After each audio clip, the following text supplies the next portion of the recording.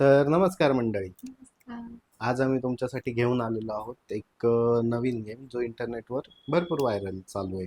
Guess the guess the animal. Animal. Yes. Yes. तर कर एक ॲनिमल मनात ठेव. मी पण एक ठेवलं. ठीक आहे. आता तू विचार ना, हा. क्वेश्चन विचार. तुझा ॲनिमल पाण्यात असतो? हा, पाण्यात असतो. तुझा ॲनिमल कुठे असतो? जमिनीवर, पाण्यात की ढगात? पाण्यात.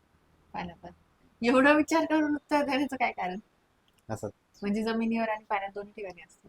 नाही, पाण्यात असतो. ओके. तुझा ॲनिमल फिश आहे? फिश. ऑफकोर्स. हा, म्हणजे फिश. पाण्यातील फिश आहे.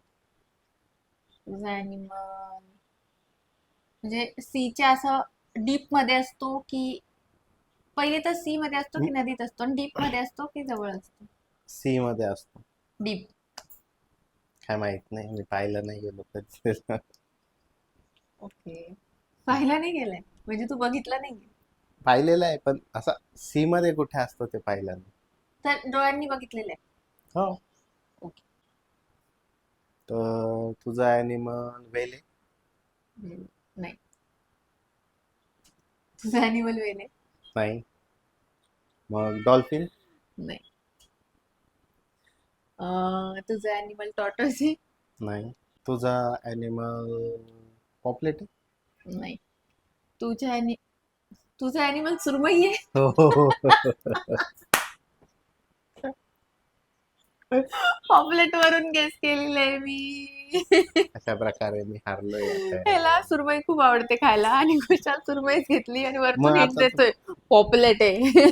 मग आता तो पाण्यात असतो ना म्हणून. ठीक आहे, चला भेटू पण पुढच्या माझा गेम ॲनिमल मध्ये. तर गेस कर ना. हा. एक दोन चान्स गेन कर. खेकडा?